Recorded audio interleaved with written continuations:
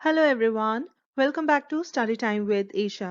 Business statistics की series को continue करते हुए आज हम जो नया चैप्टर स्टार्ट करने जा रहे हैं दैट इज इंडेक्स नंबर्स।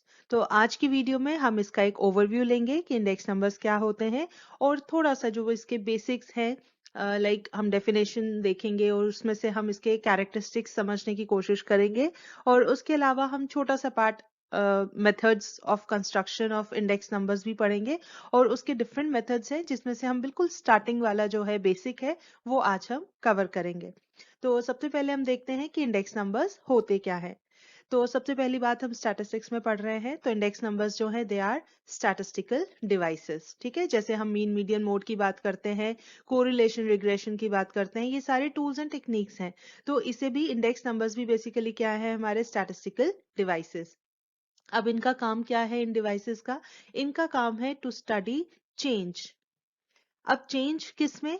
हम इसमें स्टडी करते हैं change in magnitude of a variable और अ ग्रुप ऑफ वेरिएबल्स। ठीक है, अब जब हम बात कर रहे हैं चेंज की, तो चेंज होता है विद रिस्पेक्ट टू समथिंग, है ना? कि अगर हम बोल रहे हैं फॉर एग्जांपल हम बात करते हैं प्राइसेस की, हम जनरली जैसे बोलते हैं कि चीजें बहुत महंगी होती जा रही हैं या कुछ चीजों के दाम गिर रहे हैं। ठीक है, तो जब हम बात करते हैं जैसे प्राइसेस इंक्रीजिंग और डिक्रीजिंग, या हम जैसे बोलते हैं क्राइम रेट बहुत ज्यादा बढ़ गया है, ठीक है, तो क्राइम रेट इंक्रीजिंग और डिक्रीजिंग।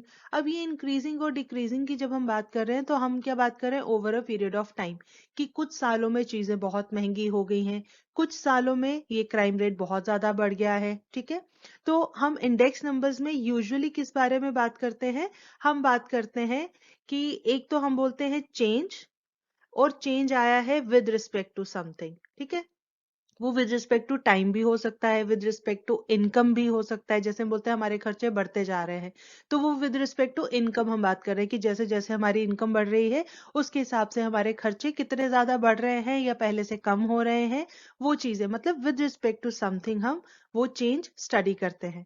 तो जब हम बात करेंगे, अभी हम जब इंडेक्स नंबर्स पढ़ेंगे तो इसमें यूजुअली हम दो चीजों की बात करेंगे, प्राइसेस की बात करेंगे और दूसरा क्वांटिटीज की बात करेंगे, राइट?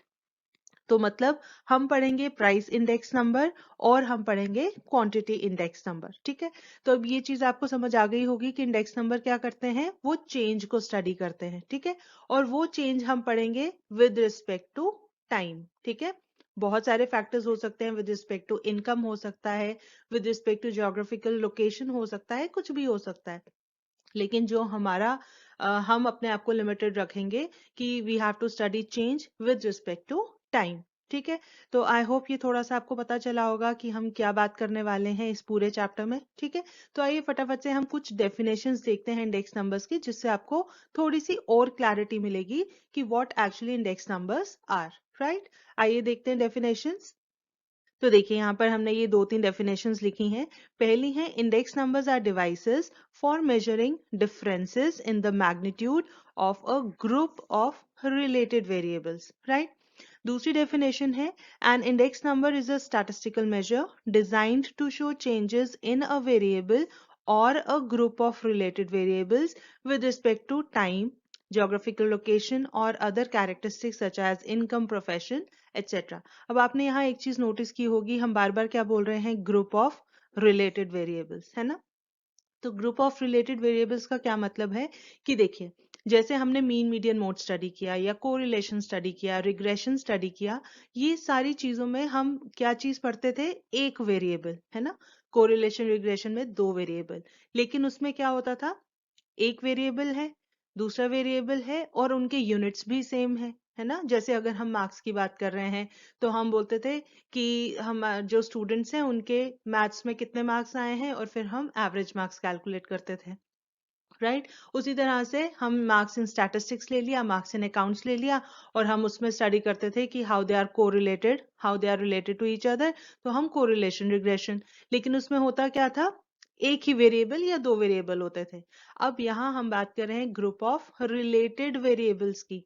तो ग्रुप ऑफ रिलेटेड वेरिएबल्स यहाँ पर क्या कहने का मतलब है, हमारे रिलेटेड वेरिएबल्स हो गए, जैसे हम बोल रहे हैं अगर प्राइस इंडेक्स स्टडी कर रहे हैं तो हम प्राइस ऑफ डिफरेंट कमोडिटीज ले रहे हैं, ठीक है। उसी तरह से अगर हम क्वांटिटीज की बात कर रहे हैं तो हम quantities of different products different commodities ले रहे हैं, ठीक है। तो जैसे अगर हम बात करते हैं प्राइस इंडेक्स की, ठीक है, तो अगर हमने बात की प्राइस इंडेक्स की, तो ये हमें हेल्प करता है कॉस्ट ऑफ लिविंग को स्टडी करने में या इन्फ्लेशन को स्टडी करने में। तो हम इसमें क्या करते हैं, हम डिफरेंट आइटम्स जैसे फूड आइटम्स हो गई, हाउसिंग, ट्रांसपोर्ट, इन सब की प्राइसेस को हम कंसिडर करते हैं। तो हम क्या कर रहे हैं, ग्रुप ऑफ रिलेटेड वेरिएबल्स, सारे वेरिएबल्स, यहाँ वेरिएबल क्या है, प्राइस, और इसमें जितनी चीजें आती हैं उन सबके प्राइसेस की बात करेंगे। ऐसा नहीं है कि हम किसी की प्राइस की बात करेंगे, किसी की क्वांटिटी की बात करेंगे, नहीं, हम प्राइस ले रहे हैं डिफरेंट कमोडिटीज की। तो we are taking group of related variables, ठीक है। I hope this is clear. चलिए, उसके बाद लास्ट हमारी डेफिनेशन है in its simplest form, an index number is a relative number which expresses the relationship between two figures where one of the figures is used as a base। अब इसका क्या मतलब है, देखिए, हम कंपेयर कर रहे हैं ना, सपोज हम बोल रहे हैं आज की प्राइसेस को कंपेयर कर रहे हैं आज से 10 साल पहले की प्राइसेस के साथ, ठीक है।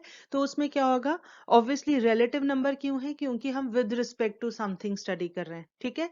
तो इसमें क्या होता है, ये दो फिगर्स होगी, जैसे आज की प्राइसेस, 5 साल पहले की प्राइसेस या 10 साल पहले की प्राइसेस। तो हमारे पास दो फिगर्स आएंगी, एक हमारे पास आएगी करंट ईयर की और दूसरी हमारी, उसको हम बोलते हैं बेस ईयर। ये कुछ टर्म्स हैं जो हम बार बार यूज करेंगे हर क्वेश्चन में, इसीलिए आपको ये टर्म्स, ये चीजें पता होनी चाहिए, राइट। तो हम क्या बोलेंगे, हम जिस साल का इंडेक्स नंबर निकाल रहे हैं उसको हम बोलेंगे करंट ईयर। जरूरी नहीं है कि वो आज वाला ही साल है, यहाँ पर ये जनरल टर्म्स दी गई हैं कि अगर हम आज के साल की बात, सॉरी, अगर हम जिस साल की बात कर रहे हैं उसको हम करंट ईयर बोलेंगे और जिस साल के साथ कंपेयर करेंगे उसे हम बेस ईयर बोलेंगे, ठीक है। और कभी ऐसा भी हो सकता है कि हम बोले कि 1995 के प्राइसेस इन कंपैरिजन टू 2005 के प्राइसेस। तो हमें 95 का अगर इंडेक्स निकालना है तो उस केस में हम 1995 को करंट ईयर मानेंगे और 2005 को बेस ईयर मानेंगे, ठीक है। तो आपको ये नहीं सोचना है कि जिसका निकाल रहे हैं, जिसकी मतलब आज वाले टाइम को ही करंट ईयर बोलेंगे, ऐसा नहीं है। हमने जिस साल का इंडेक्स नंबर निकालना है उसे हमने करंट ईयर बोलना है, जिसके साथ कंपेयर करना है उसको हमने बेस ईयर बोलना है। I hope this is clear, ठीक है। तो यहाँ से इन डेफिनेशन से आई होप आपको थोड़ा समझ आया होगा कि इंडेक्स नंबर्स क्या होते हैं। एक तो ये चेंज स्टडी करते हैं, दूसरा ग्रुप ऑफ रिलेटेड वेरिएबल्स के लिए, तीसरा इसमें ये एक रिलेटिव नंबर होता है which expresses relationship between two figures, और उन दो फिगर्स में से एक हमारा बेस होता है, ठीक है। इसके अलावा एक और चीज आपको पता होनी चाहिए कि जब हम ये कैलकुलेशंस करेंगे हम इंडेक्स नंबर्स को यूजुअली एक्सप्रेस करते हैं इन परसेंटेजेस, ठीक है। आंसर में आप परसेंट नहीं लगाओगे, लेकिन इनको हम एक्सप्रेस एज अ परसेंट करते हैं, ठीक है। मतलब हम जब भी वैल्यू निकालेंगे, हम एक तो मान के चलिए हम बोलते हैं ए बाय बी, ठीक है। ए हो गया करंट ईयर के लिए, बी हो गया बेस ईयर के लिए, इनटू 100 हमने हमेशा करना है, ठीक है। तो मतलब एज अ परसेंटेज ये एक्सप्रेस होता है, लेकिन जब हम इसका आंसर लिखेंगे तो हम परसेंट नहीं लिखेंगे। वो क्यों नहीं लिखेंगे, आगे जब हम क्वेश्चन सॉल्व करेंगे, उनके जब हम आंसर्स निकालेंगे और उनको इंटरप्रेट करेंगे तो आपको ये सारी चीजें क्लियर हो जाएंगी, ठीक है। तो फिलहाल के लिए जितनी चीजें हमने बताई आप उतनी याद रखिए, ठीक है। चलिए बढ़ते हैं आगे। ओके, तो चलिए बात करते हैं methods of constructing index numbers, ठीक है। हमें इंडेक्स नंबर्स कैसे कैलकुलेट करने हैं देखते हैं। उससे पहले हमें पता होना चाहिए क्या डिफरेंट मेथड्स हैं। एक मेथड है हमारा अनवेटेड इंडेक्स नंबर्स, एक हमारा मेथड है वेटेड इंडेक्स नंबर्स। अब इन दोनों में क्या डिफरेंस है, जब भी हम वेटेड की बात करते हैं इसका मतलब वहां पर कुछ वेटेज अटैच्ड होती है, ठीक है। अगर हम सिंपल एग्जांपल लें, जैसे हमने एक एग्जाम कंडक्ट किया, उसमें हमने 4-5 सब्जेक्ट्स लिए, ठीक है। अब एक चीज होती है कि हम सभी सब्जेक्ट्स को इक्वल इंपॉर्टेंस दे रहे हैं, कि हमारा जो फाइनल रिजल्ट है किसी भी स्टूडेंट का, किसी कैंडिडेट का, उसमें ये 4 या 5 जितने सब्जेक्ट्स हमने लिए सब इक्वली इंपॉर्टेंट है, सबकी इक्वल वेटेज है। तो उस केस में हम लेते हैं अनवेटेड इंडेक्स नंबर्स। ठीक है, इसे हम अनवेटेड या फिर हम सिंपल अनवेटेड और सिंपल इंडेक्स नंबर्स भी बोलते हैं। ठीक है, अब जहां पर हम वेटेज अटैच कर देते हैं, जैसे हम बोलते हैं कि कुछ कॉम्पिटिटिव एग्जाम्स में क्या होता है कि जैसे लॉजिकल रीजनिंग को ज्यादा वेटेज दी जाती है, हम बोलते हैं ये ज्यादा इंपॉर्टेंट है, और उसके कंपैरिजन में इंग्लिश वाला पार्ट थोड़ा सा कम इम्पोर्टेंट है और जनरल नॉलेज वाला पार्ट थोड़ा सा और कम इम्पोर्टेंट है। ठीक है, तो हम मार्क्स उसी के अकॉर्डिंग कंसिडर करते हैं। ठीक है, तो वहां जहां पर कुछ चीजों की, कुछ आइटम्स की वेटेज कम या ज्यादा होती है, वहां पर हम यूज करते हैं वेटेड इंडेक्स नंबर्स। ठीक है, I hope this is clear. अब जब हमने कैलकुलेशंस करनी है या जो फॉर्मूले लगाने हैं, उसमें ये वेटेड अनवेटेड का क्या डिफरेंस रहेगा, वो जब हम फॉर्मूले देखेंगे तो आपको सारी चीजें क्लियर हो जाएंगी। ठीक है, तो चलिए अब हम देखते हैं कि अनवेटेड इंडेक्स नंबर्स के आगे फर्दर हमारे पास दो मेथड्स हैं। उसी तरीके से वेटेड इंडेक्स नंबर्स में भी हमारे फर्दर दो मेथड्स हैं। ठीक है, अब अनवेटेड या सिंपल हमने बोला तो यहाँ पर हमने सिंपल ही वर्ड यूज किया है। एक है हमारा सिंपल एग्रीगेटिव, दूसरा है सिंपल एवरेज ऑफ रिलेटिव्स। ठीक है, ये आपने कंफ्यूज नहीं होना है नाम देख के कि ये तो बड़ा मुश्किल है लर्न करना, ऐसा कुछ नहीं है। इसके साथ साथ जब आप फॉर्मूले देखोगे ना, तो आपको फॉर्मूल अगर ये टर्म पता है तो फॉर्मूला इजीली लिख सकते हो, और जब आपको ये दोनों चीजों की अंडरस्टैंडिंग होगी तो आप ये नाम भी इजीली लिख पाओगे, फॉर्मूला भी इजीली लिख पाओगे। ठीक है, तो फर्स्ट टाइम में कोई भी नाम देखकर घबराना नहीं होता है। ठीक है, चलिए अब देखिए, हमने जैसे यहाँ लिखा ना सिंपल एग्रीगेटिव, वैसे ही वेटेड में हमने लिखा है वेटेड एग्रीगेटिव। ठीक है, जैसे हमने यहाँ लिखा है सिंपल एवरेज ऑफ रिलेटिव्स, यहाँ लिखा है वेटेड एवरेज ऑफ रिलेटिव्स। ठीक है, तो मेन डिफरेंस आपका कहाँ पर आ रहा है, सिर्फ ये पहली टर्म में सिंपल या अनवेटेड और दूसरे में वेटेड। ठीक है, बाकी आगे सेम है, aggregative aggregative, average of relatives average of relatives, बिल्कुल सिंपल है। ठीक है, तो अभी हम इनके फॉर्मूले देखेंगे, आपको बहुत अच्छे से ये लर्न भी हो जाएगा। ठीक है, तो अब हम सबसे पहले आज की वीडियो में जो है हम सिर्फ ये वाला पार्ट कवर करेंगे, that is unweighted index numbers. ठीक है, उसके बाद हम आगे की वीडियोस में कवर करेंगे वेटेड इंडेक्स नंबर्स, क्योंकि इसमें फॉर्मूले थोड़े से ज्यादा हैं। ठीक है, तो वो एक साथ अगर हम कवर करेंगे तो बहुत कंफ्यूजिंग हो जाएगा। तो आज हम अपने आप को कहां तक लिमिट रखेंगे, सिर्फ अनवेटेड इंडेक्स नंबर्स तक। ठीक है, तो आइए पहले देखते हैं सबसे पहला method, that is simple aggregative. तो चलिए, अनवेटेड इंडेक्स नंबर्स में हम देख रहे हैं सिंपल एग्रीगेटिव। ठीक है, अब हमने जैसे कहा था कि हमने यहाँ पर किसकी बात करनी है, will talk about price index numbers and, तो हम यहाँ लिख ही लेते हैं, एक हम बात करेंगे प्राइस इंडेक्स नंबर की और दूसरा हम बात करेंगे क्वांटिटी इंडेक्स नंबर की।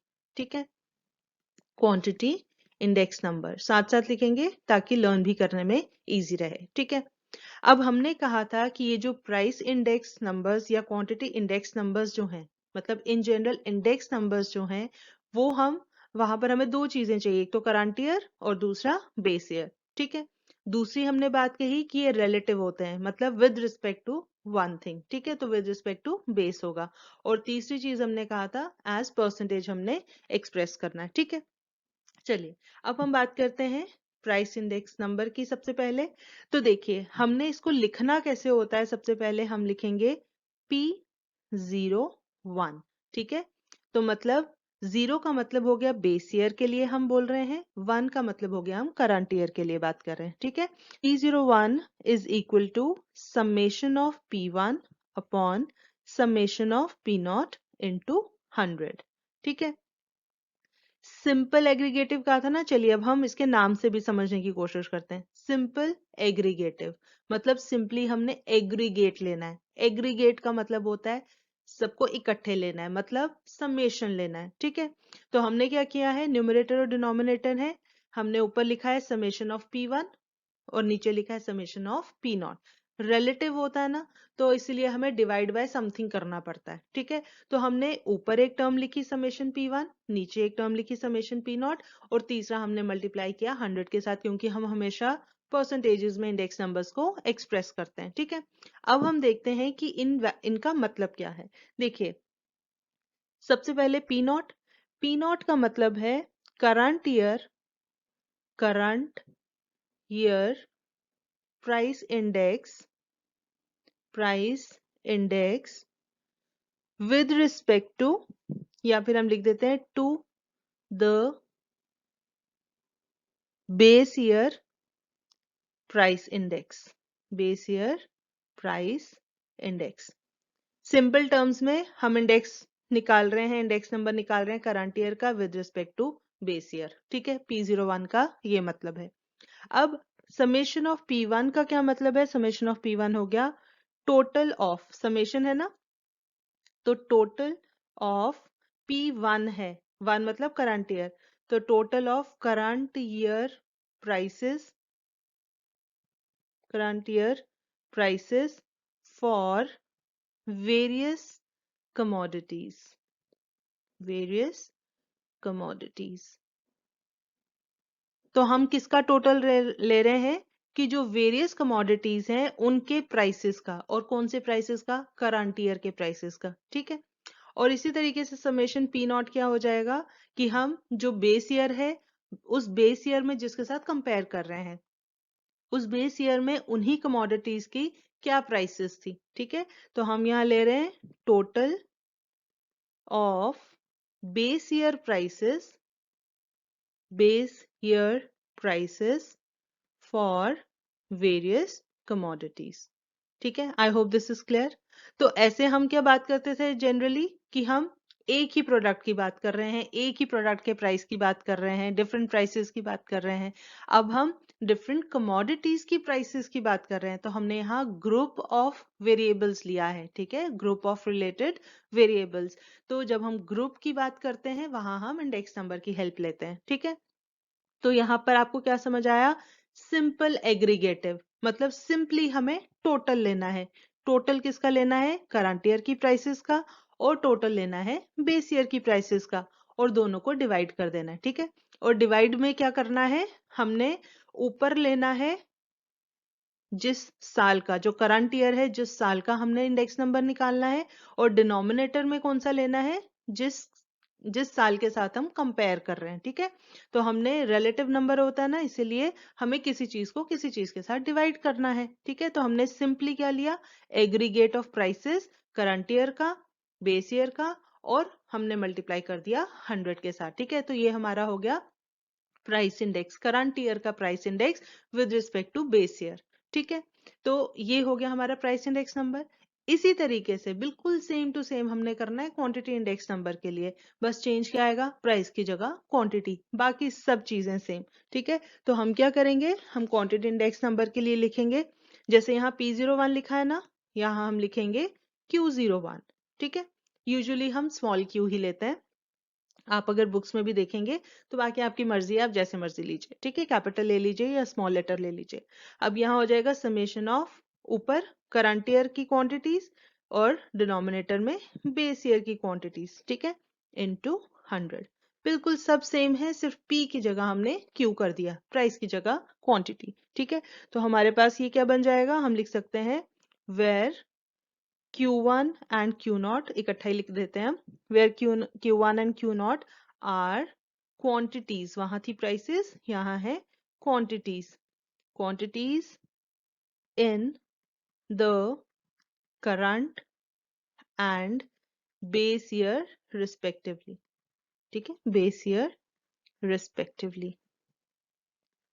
और यहाँ क्वांटिटीज किसकी हैं? वेरियस कमोडिटीज की, ठीक है। जैसे यहाँ पर प्राइसेस ऑफ वेरियस कमोडिटीज थी, यहाँ हम क्वांटिटीज ऑफ वेरियस कमोडिटीज ले रहे हैं, ठीक है। I hope this is clear. तो इस तरीके से सिंपल एग्रीगेटिव मेथड में हम क्या करते हैं? सिंपल एग्रीगेट लेते हैं, सिंपल समेशन लेते हैं, ठीक है। Current year upon base year into 100, है ना, बिल्कुल सिंपल। तो चलिए, अब आपको ये नाम से ही पता लग गया ना कैसे फॉर्मूले लिखने हैं। तो सिंपल एग्रीगेटिव, ठीक है। तो ये तो हो गई बात फॉर्मूलों की। अब हम इनको थोड़ा सा समझने की कोशिश करते हैं with the help of an example, ठीक है। आइए देखते हैं example. Okay, so example number 1. From the following data, construct an index for 2003 taking 2002 as base. ठीक है। अब हमारा 2002 बेस ईयर है, 2003 हमारा करंट ईयर है। अब क्वेश्चन में देखिए हमें क्या डेटा गिवन है। एक तो हम, ठीक है, जितनी कमोडिटीज हैं, 5 commodities A B C D E, ठीक है। अब यहाँ पर मेंशन नहीं किया है कि कौन सी आइटम्स हैं, कौन से प्रोडक्ट्स हैं, यहाँ सिंपली नाम लिख दिए ए बी सी डी ई। और साथ में हमें गिवन है कि इन कमोडिटीज के क्या प्राइसेस रहे 2002 और 2003 में। ठीक है, अब जैसे फॉर एग्जांपल अगर हम बात करें कमोडिटी ए की, तो 2002 में उसकी प्राइस कितनी थी 50 रुपीज और 2003 में हो गई 70 रुपीज। सिमिलरली कमोडिटी बी, उसके 2002 में प्राइसेस है 40 रुपीज और 2003 में उसका प्राइस हो गया 60 रुपीज। तो इसी तरीके से हमें सभी कमोडिटीज की प्राइसेस गिवन है। हमें करना है construct N index. Index construct करना है मतलब हम यहाँ लिखेंगे P01।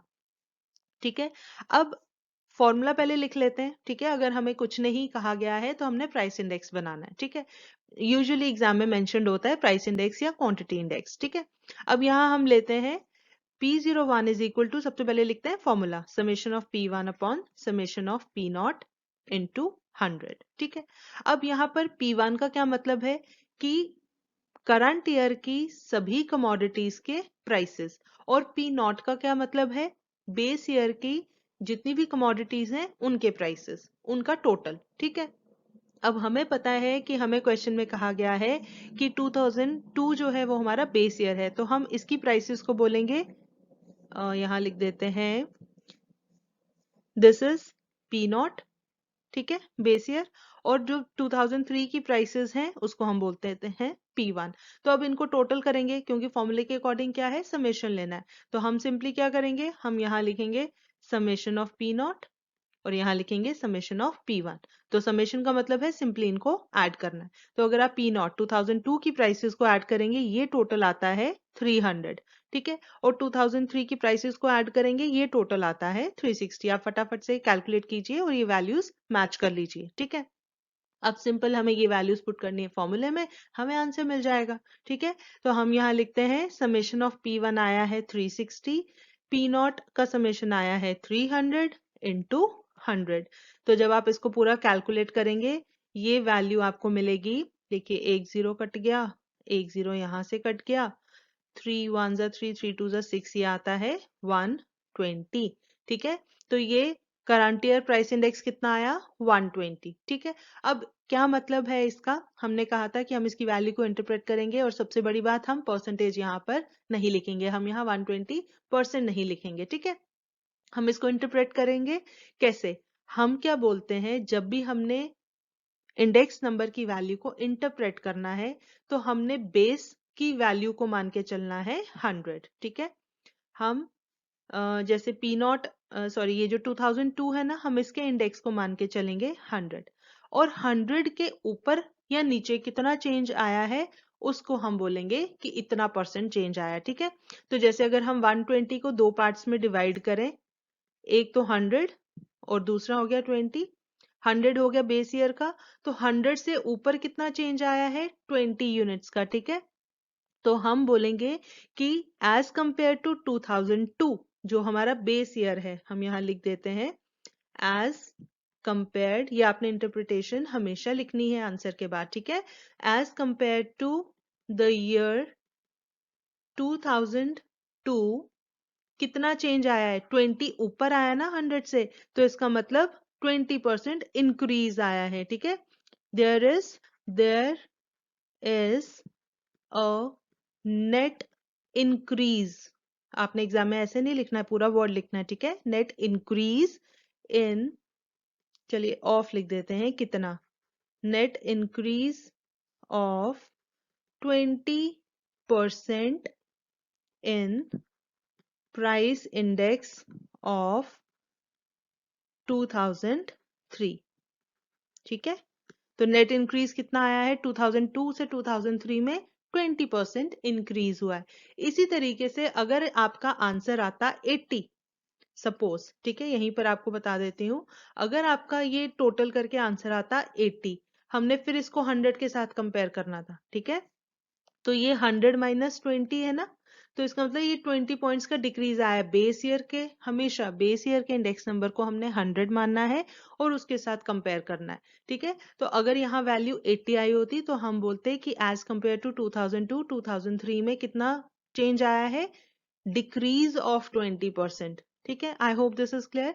तो इस तरीके से आपको इंटरप्रेट करनी है जो भी आंसर आएगा उसकी वैल्यू को। ठीक है, I hope this is clear. तो ये बहुत ही एक सिंपल क्वेश्चन था कि जहां से आपको डायरेक्टली पता लग गया कि ये बेस ईयर की प्राइसेस हैं, ये करंट ईयर की प्राइसेस हैं। सिंपल सा फॉर्मूला है, तो आपने समेशन ले लिया सारी वैल्यूज का और फॉर्मूले में पुट किया, आपको आंसर मिल गया। ठीक है, तो चलिए फटाफट से हम एक क्वेश्चन और देखते हैं। वो थोड़ा सा डिफरेंट तरीके से क्वेश्चन एक्सप्रेस हुआ होगा, क्योंकि एग्जाम में जरूरी नहीं है कि आपको डेटा बिल्कुल डायरेक्ट ऐसे दे दिया जाए। ठीक है, कई बार क्वेश्चन सिंपल होता है लेकिन वो लिखा इस तरीके से जाता है कि बच्चे कंफ्यूज हो जाते हैं। ठीक है, तो आइए एक एग्जाम्पल हम इसमें और देखते हैं। Okay, so example number 2. For the following data, compare series of simple aggregative price and quantity indices for the two fuels by using 1995 as base year, 1996 as base year and 1995 to 97 as base year. ठीक है जी, चलिए अब हमने क्या करना है, आपको question में एक तो ये टेबल देख के पहले घबराना नहीं है, बहुत ही सिंपल है, सिर्फ थोड़ा सा आपको ध्यान देना है कि क्या चीजें हमें गिवन है। ठीक है, और क्या हमसे पूछा गया है। तो हमें देखिए यहाँ क्या गिवन है, सबसे पहले हम चलिए टेबल देख लेते हैं। टेबल में हमें क्या गिवन है, आइटम एंड यूनिट। हमने जैसा कहा था कि इंडेक्स नंबर्स जो होते हैं वो एक स्पेशल टाइप ऑफ एवरेजेस होते हैं।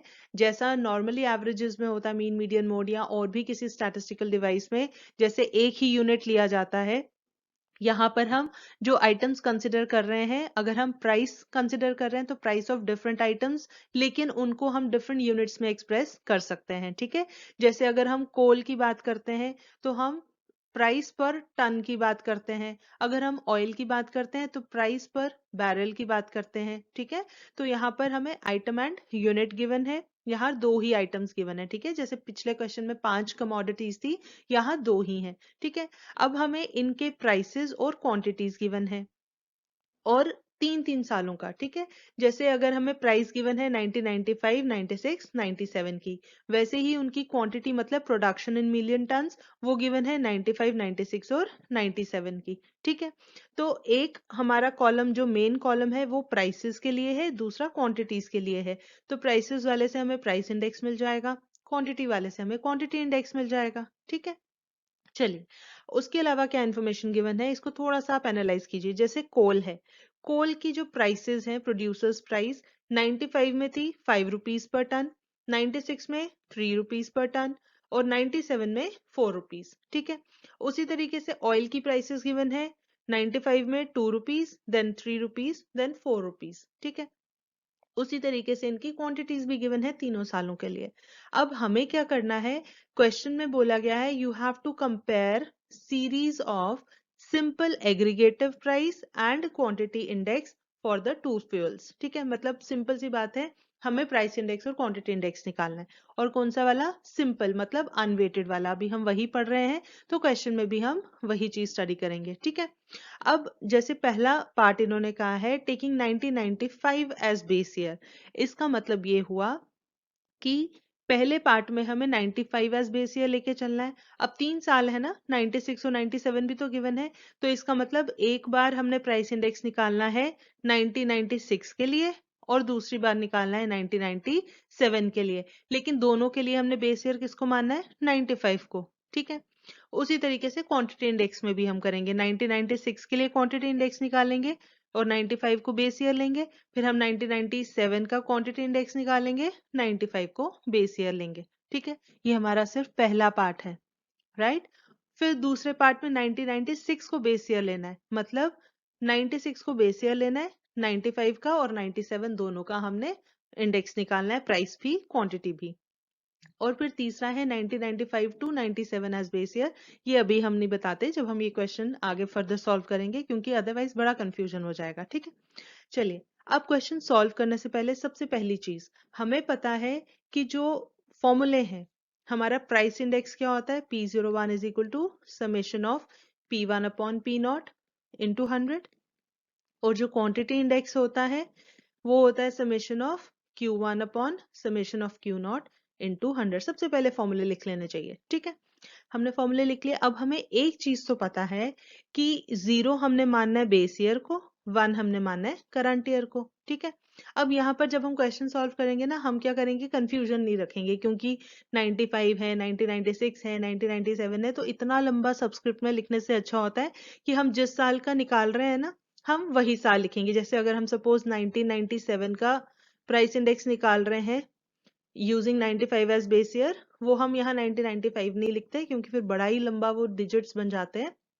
तो अगर हम सिंपल करंट ईयर लिखते हैं ना, तो हमें पता चल जाता है कि हम इसके लिए प्राइस इंडेक्स निकाल रहे हैं, ठीक है। और ऊपर हम मेंशन कर देंगे taking this as base year, ठीक है। दूसरी चीज, हम यहाँ बोल रहे हैं समेशन P1 समेशन P0, मतलब हमें करंट ईयर की प्राइसेस का टोटल चाहिए और बेस ईयर की भी प्राइसेस का टोटल चाहिए। सिमिलरली हमें क्वांटिटीज के भी टोटल चाहिए। तो हम क्या करते हैं, एक काम सबसे पहले इस टेबल को कंप्लीट करते हैं जो हमें क्वेश्चन में गिवन है ना। हम प्राइसेस का भी टोटल कर लेते हैं और क्वांटिटीज का भी टोटल कर लेते हैं, ठीक है। अब ये टोटल कैसे करना है, देखिए ये जो हमने सबसे नीचे बनाया ना रो, यहाँ पर हम करेंगे, ठीक है। 1995 की प्राइसेस का टोटल 5 + 2 7, 1996 की प्राइसेस का टोटल 3 + 3 6, ठीक है। अब ये तो हमें पता ही है ना कि ये तो हमें आगे चाहिए ही चाहिए होगा, तो इसलिए हम ये टोटल्स कंप्लीट कर लेते हैं। कई बार क्वेश्चन में गिवन भी होता है, तो यहाँ पर गिवन नहीं है तो हम खुद कर लेते हैं, ठीक है।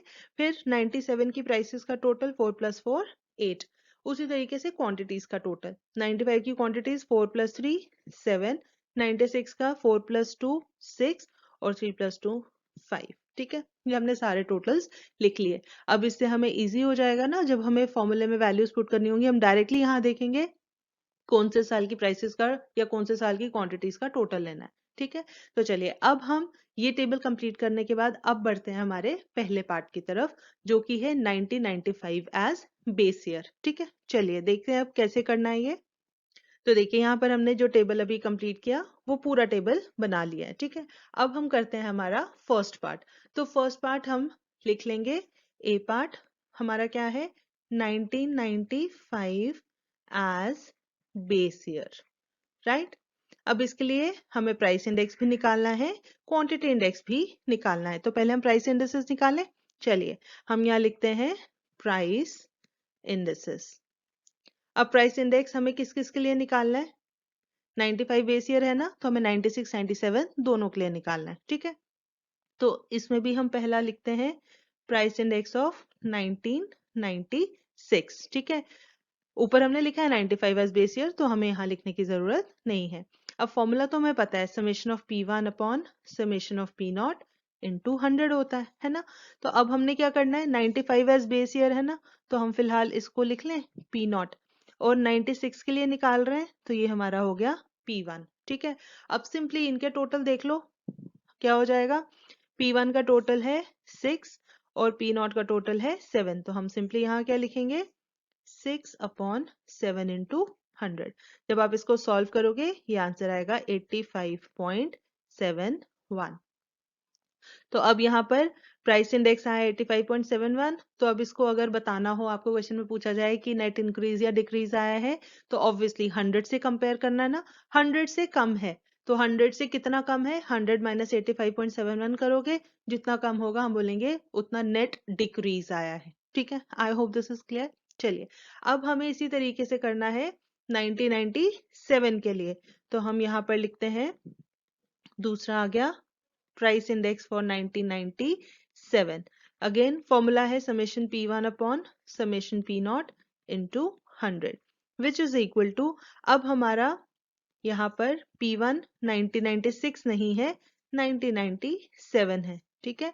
तो हमारा यहाँ पर P1 वाले को हम सर्कल कर लेते हैं अपनी रेफरेंस के लिए 8, तो यहाँ हो जाएगा 8/7 इंटू 100, और जब आप इसको सॉल्व करेंगे ये सॉल्व करके आता है 114.28। अब ये 100 से ऊपर है ना, इसका मतलब 95 के कंपैरिजन में 97 में नेट इंक्रीज आया है। कितना आया है, 100 से कितना ऊपर है, 14.28 है ना।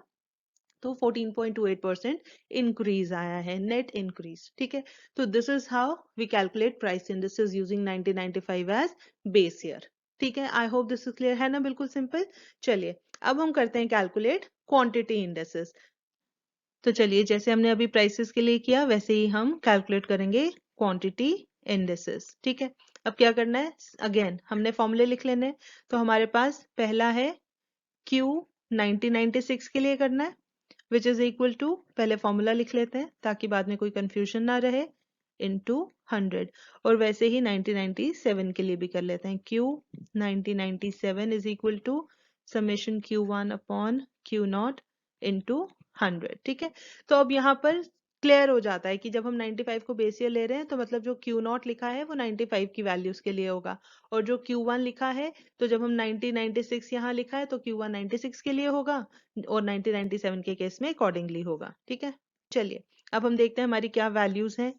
जब हम 96 की बात करेंगे तो 1996 के लिए हमारे पास क्वांटिटी है ये और बेस है ये, तो हम लिखेंगे 6 अपॉन 7 इंटू 100, और इसको सॉल्व करेंगे तो कितना आ जाएगा, अगेन पहले जैसा ही है तो 85.71। ठीक है, सिमिलरली अब हम दूसरे के लिए करते हैं, तो 1997 के लिए क्वांटिटी का टोटल है 5 और बेस तो 7 ही है, तो हम लिखेंगे 5 अपॉन 7 इंटू 100, और जब इसको सॉल्व करेंगे 71.43। ठीक है, तो दोनों ही केस में डिक्रीज है, तो कितना डिक्रीज है 100 में से माइनस कर लेना है, जो वैल्यू आएगी उतना नेट डिक्रीज आया है। ठीक है, I hope this is clear. तो इस तरीके से हमें ये चीजें कैलकुलेट करनी है। ठीक है, आई होप ये क्लियर है। अगर आपको ये पार्ट समझ आ गया है तो अब सेकंड पार्ट आप बहुत इजीली कर सकते हैं। सिर्फ डिफरेंस क्या आया है कि 95 की जगह 96 को हमने बेस ईयर लेना है। ठीक है, तो अगर आपको समझ आ गया है तो आप फटाफट से कैलकुलेट कीजिए, और अगर आपको चेक करना है तो हम तो यहाँ सॉल्व करेंगे ही, आप वहां से वैल्यूज मैच कर सकते हैं। ठीक है, आइए देखते हैं नेक्स्ट पार्ट। तो चलिए अब हम लिखते हैं यहाँ B part 1996 as base year. तो 96 अगर बेस ईयर है तो हमें अब किसका कैलकुलेट करना है, 1995 और 1997 के लिए। ठीक है, तो पहले हम कैलकुलेट करते हैं प्राइस इंडिसेस। प्राइस इंडिसेस, तो फॉर्मूले लिख लें पहले। P 1995 फॉर्मूले आ जाएंगे P1 अपॉन P0 इंटू 100, और यहाँ से हम लिख लेते हैं ये फर्स्ट पार्ट, और सेकंड हम लिख लेते हैं P 1997 के लिए। ये हो गया summation P1 upon summation P0 into 100। बस अब हमें वैल्यू देखनी है, तो पहले में अगर हमने वैल्यू देखनी है तो 95 के लिए कैलकुलेट करना है ना, तो 95 हमारा करंट ईयर है, 7 अपॉन बेस ईयर है 96, तो 7 अपॉन 6 इंटू 100। जब इसको सॉल्व करेंगे 116.67 आएगा।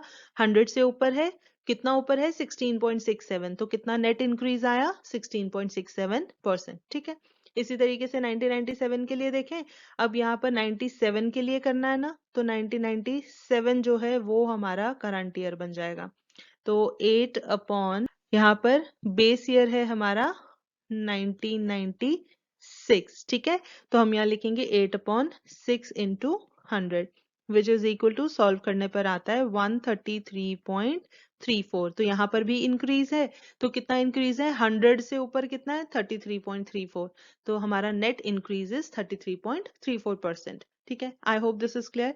ये हो गई बात प्राइस इंडिसेस की। अब हम करते हैं क्वांटिटी इंडिसेस कैलकुलेट। तो चलिए क्वांटिटी इंडिसेस, तो ये भी हमें कैलकुलेट करना है 1995 और 97 के लिए। तो हम पहले लिखते हैं क्वांटिटी इंडिसेस, इंडेक्स फॉर 1995, तो फॉर्मूला तो सेम रहना है Q1 अपॉन Q0 इंटू 100, और वैसे यहाँ भी लिख लेते हैं quantity index for 1997, summation Q1 upon summation Q0 into 100। Base year है 96। ठीक है, तो मतलब Q0 की वैल्यू 6 आनी है, तो हम वैल्यूज पुट करें। सबसे पहले जब 95 के लिए है तो 95 वाला जो है ये हमारा करंट ईयर है, तो ये हो जाएगा 7 अपॉन 6 इंटू 100।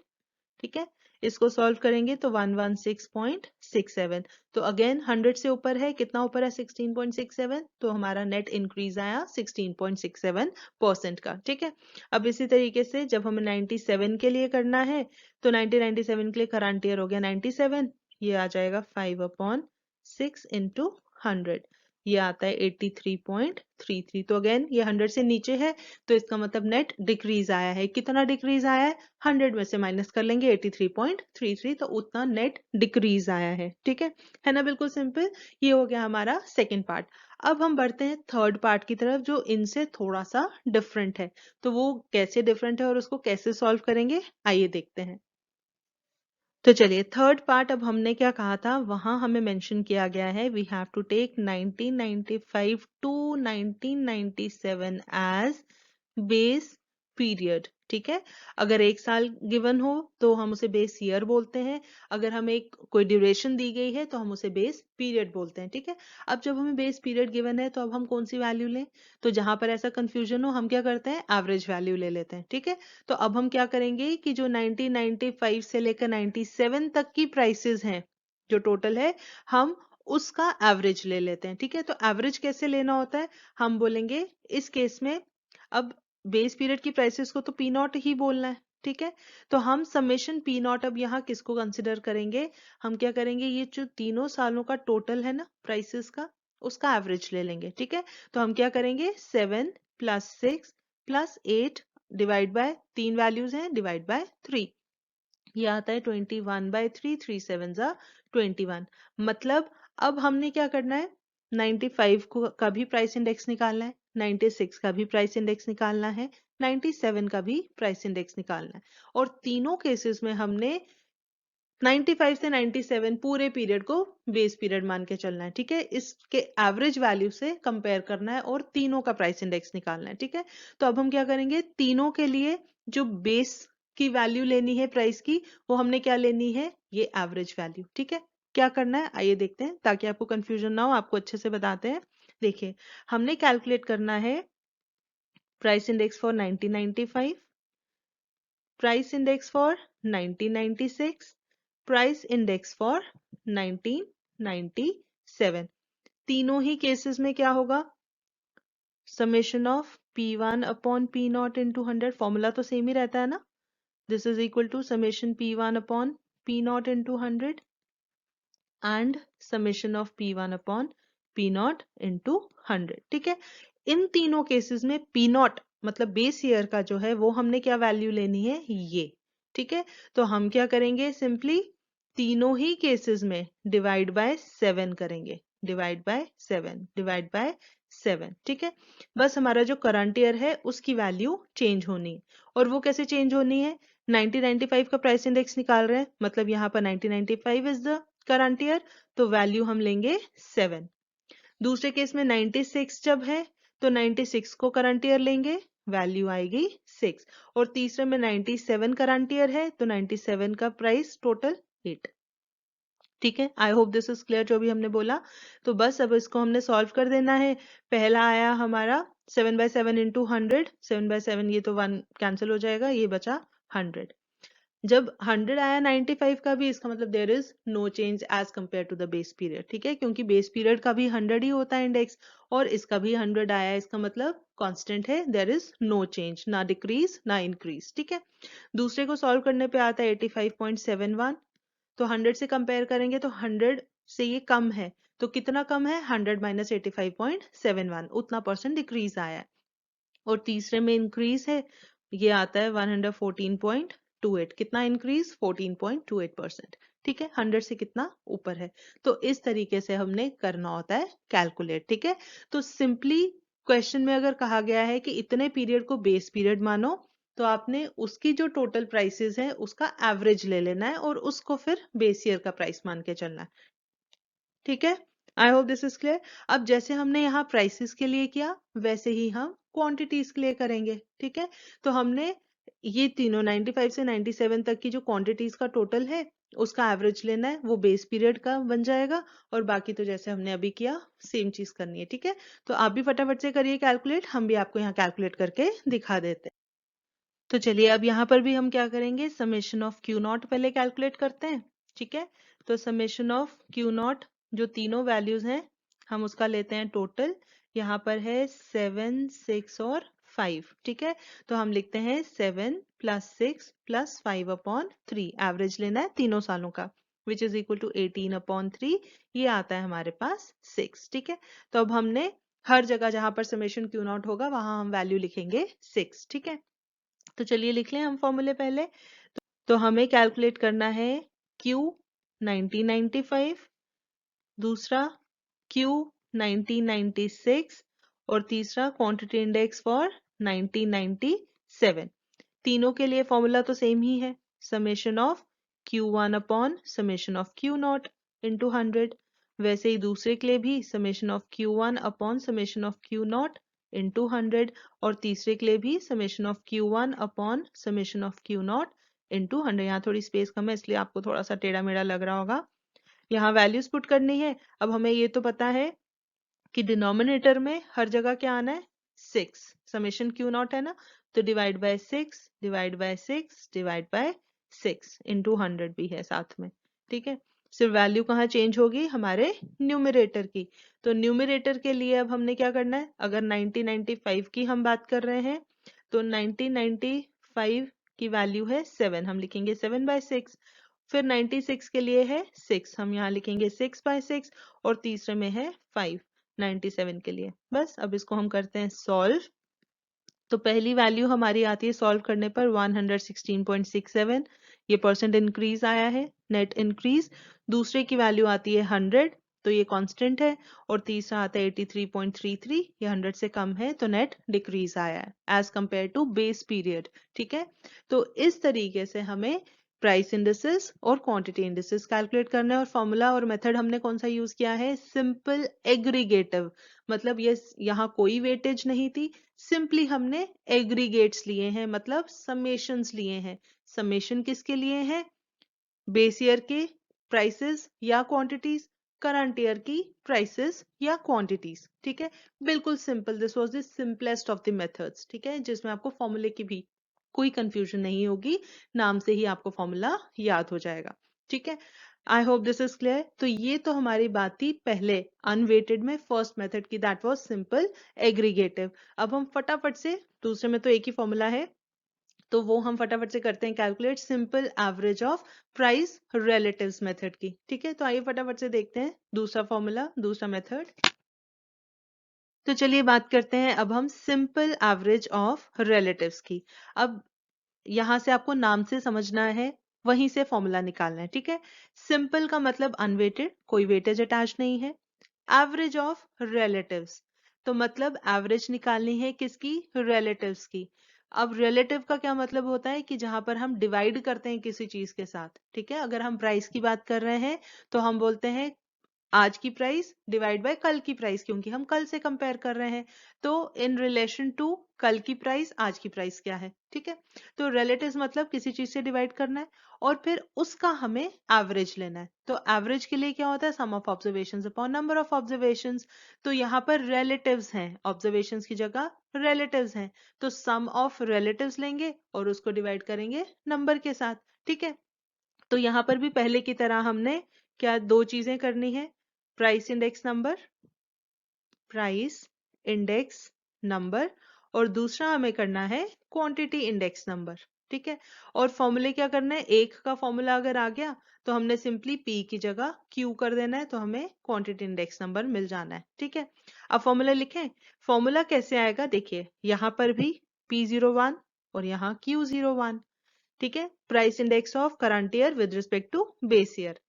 अब फॉर्मूला कैसे लिखेंगे, हमें लेना है एवरेज ऑफ रिलेटिव्स। एवरेज लेना है तो हम करेंगे डिवाइड बाय एन, और इनटू 100 तो करना ही करना है क्योंकि इंडेक्स नंबर की बात हो रही है। ठीक है, ऊपर क्या आएगा, हमें क्या चीज करनी है, एवरेज ऑफ रिलेटिव्स लेना है, मतलब sum of relatives upon number of relatives. ठीक है, सिंपल। तो रिलेटिव कैसे निकलता है, प्राइस करंट ईयर का डिवाइड बाय बेस ईयर का। ठीक है, तो हमें इस पूरे का, अब क्योंकि यहाँ पर अब थोड़ा सा यूजुअली बच्चों को कंफ्यूजन होता है कि जब हम फॉर्मूला लिखते हैं ना, तो क्योंकि इनटू 100 करना होता है, तो इस केस में हम लास्ट में इनटू 100 नहीं करेंगे, क्योंकि यहाँ पर जो इंडेक्स नंबर है वो प्राइसेस की बात यहीं पर हो रही है। तो हमने क्या करना है, इसकी जगह हमने यहाँ लिखना है इनटू 100। ठीक है, और इस पूरे का हमने लेना है सम, तो सम ऑफ रिलेटिव्स और इनटू 100 बाहर की जगह यहीं पे करना है। ठीक है, क्योंकि हम यहीं पे प्राइसेस ले रहे हैं ना करंट ईयर और बेस ईयर के, तो यहीं पर हम मल्टीप्लाई करेंगे और फिर इस पूरे का सम लेंगे। ठीक है, और डिवाइड करेंगे नंबर ऑफ ऑब्जर्वेशंस के साथ या नंबर ऑफ रिलेटिव्स के साथ। राइट, इसी तरीके से क्वांटिटी के केस में क्या करना है, कुछ नहीं करना है, सिंपल पी की जगह क्यू कर देना है। तो हम लिखेंगे Q1 अपॉन Q0 इंटू 100, ये हमारे बन जाएंगे क्वांटिटी रिलेटिव्स। इनका लेना है सम और फिर डिवाइड करना है नंबर ऑफ ऑब्जर्वेशंस के साथ। ठीक है ना, बिल्कुल सिंपल। तो हम इसको भी थोड़ा उसी तरीके से लिखते हैं ताकि आपको सिमिलैरिटी लगे फॉर्मूले में। हम यहाँ भी लिख देते हैं summation of P1 by P0 into 100 whole divided by n। ठीक है, तो n का क्या मतलब हो गया, यहाँ पर नंबर ऑफ आइटम्स और कमोडिटीज जिनके हम प्राइस रिलेटिव्स ले रहे हैं या क्वांटिटी रिलेटिव्स ले रहे हैं। ठीक है, तो अकॉर्डिंगली हम इस मेथड को क्या बोलेंगे, प्राइस के केस में बात करेंगे तो हम बोलेंगे simple average of price relatives. ठीक है, और जब हम क्वांटिटीज के केस में बात करेंगे तो हम बोलेंगे इस मेथड को simple average of quantity relatives. ठीक है, तो इसीलिए हमने ऊपर इन जनरल लिखा है क्या मेथड का नाम, simple average of relatives. Price के केस में प्राइस रिलेटिव्स, क्वांटिटी के केस में क्वांटिटी रिलेटिव्स। ठीक है, तो ये होगी बात फॉर्मूले की। फटाफट से अब हम एक छोटा सा क्वेश्चन देखते हैं, क्योंकि अब आपको बेसिक कॉन्सेप्ट पता लग गया है कि हमें कैसे प्राइसेस का सम लेना है करंट ईयर के लिए और बेस ईयर के लिए, और कैसे हमें क्वांटिटीज का सम लेना है करंट और बेस ईयर के लिए। ठीक है, तो बस आपको ये समझना है कि जिस तरीके से फॉर्मूला है उसी तरीके से आपको वैल्यूज चाहिए। ठीक है, तो आइए फटाफट से देखते हैं एक छोटा सा एग्जांपल।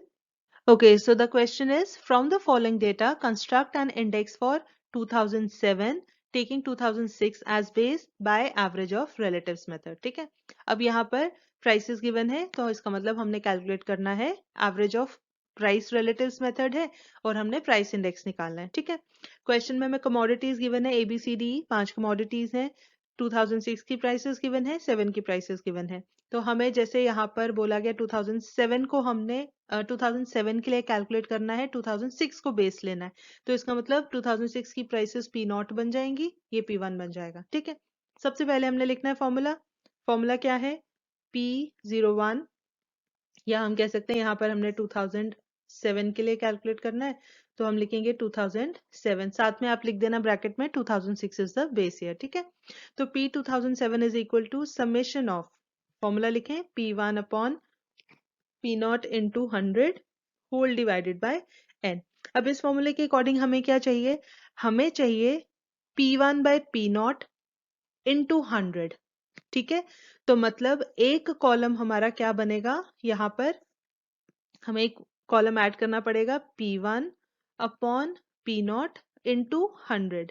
ठीक है, और फिर जब ये सारी वैल्यूज हमें मिल जाएंगी इनके लिए, लास्ट में हमने इनका लेना है समेशन। ठीक है, अब यहाँ पर जो वैल्यू आएगी हम उसको डिवाइड करेंगे n के साथ, तो हमें मिल जाएगा प्राइस इंडेक्स फॉर 2007। ठीक है, तो हमने वैल्यूज कैसे कैलकुलेट करनी है, P1 बाय P0 इंटू 100 है, मतलब पहली वैल्यू हो जाएगी 70 अपॉन 50 इंटू 100, अगली वैल्यू हो जाएगी 60 upon 40 into 100, 90 upon 80 into 100 and likewise. ठीक है, तो हम क्या करेंगे, पहले हम एक कंप्लीट टेबल बना दें जिसमें हम ये एक कॉलम ऐड करेंगे, फिर हम वैल्यूज कैलकुलेट करेंगे और लास्ट में फॉर्मूले में पुट कर देंगे। है ना, बिल्कुल सिंपल। तो चलिए फटाफट से आप भी स्टार्ट कीजिए कैलकुलेशन, हम आपको यहाँ वैल्यूज दिखा देते हैं।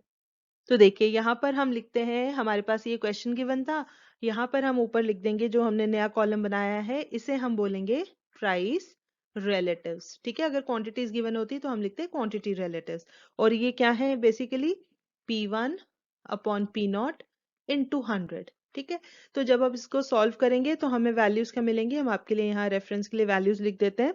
पहली वैल्यू आती है 140, 70 अपॉन 15 टू 100, अगली आएगी 150, नेक्स्ट वैल्यू आपको मिलेगी 112.5, नेक्स्ट वैल्यू 109.1 एंड देन 100। ठीक है, ये वैल्यूज आ गई। इसके बाद आपने करना है इन सबको टोटल, तो टोटल आता है summation P1 by P0 into 100 जरूर लिखना है। ठीक है, क्योंकि इस पूरे का टोटल है, तो जब आप इस सबको ऐड करोगे आपको मिलेगा 611.6। तो बस हमने लिखना है फॉर्मूला, हम लिखेंगे P 2007 या P01 जैसे आप लिखना चाहें, ये आ जाएगा is equal to P1 upon P0 into 100, इस पूरे का समेशन डिवाइड बाय n। ठीक है, अब इसको टोटल करके हमें क्या मिला है, 611.6 डिवाइड बाय n कितना है हमारा n है 5 कमोडिटीज हैं डिवाइड बाय 5। तो जब आप इसको सॉल्व करेंगे ये आ जाएगा 122.32। ठीक है, I hope this is clear. हमने अब दोबारा 100 से मल्टीप्लाई नहीं करना है, हम ऊपर एक बार कर चुके हैं। ठीक है, तो लास्ट में वैल्यू आती 122.32। इसका मतलब ये हुआ नेट इंक्रीज आया है कितना, 100 से ऊपर है 22.32, तो नेट इंक्रीज ऑफ 22.32%। ठीक है, तो this is how we do calculations और we find out the price index using simple average of relatives method। I hope this is clear। तो इसी तरीके से प्राइस की जगह क्वांटिटीज गिवन हो तो आप अकॉर्डिंगली फॉर्मूला लगा के वैल्यूज फाइंड आउट कर सकते हैं। तो इसी के साथ आई होप कि आपको जितना अभी तक हमने पढ़ा है अनवेटेड इंडेक्स नंबर्स, यहाँ तक आपको सारी चीजें क्लियर होंगी। ठीक है, तो आपको बेस ईयर, करंट ईयर, 100 से मल्टीप्लाई करना है, कैसे फॉर्मूला लगाना है, ये सारी चीजें आपको क्लियर होनी चाहिए। ठीक है, तो फिलहाल आज के लिए हमारी तरफ से इतना ही। With this I take you leave. मगर जाने से पहले अगर आपको ये वीडियो पसंद आई हो तो इसे लाइक ज़रूर करें, अपने जानने वालों के साथ ज़्यादा से ज़्यादा शेयर करें। और हाँ, अगर आपने अभी तक इस चैनल को सब्सक्राइब नहीं किया है तो प्लीज़ इसे सब्सक्राइब ज़रूर करें। हम जल्दी हाजिर होंगे एक नए कॉन्सेप्ट के साथ। तब तक के लिए टेक केयर, बाय बाय।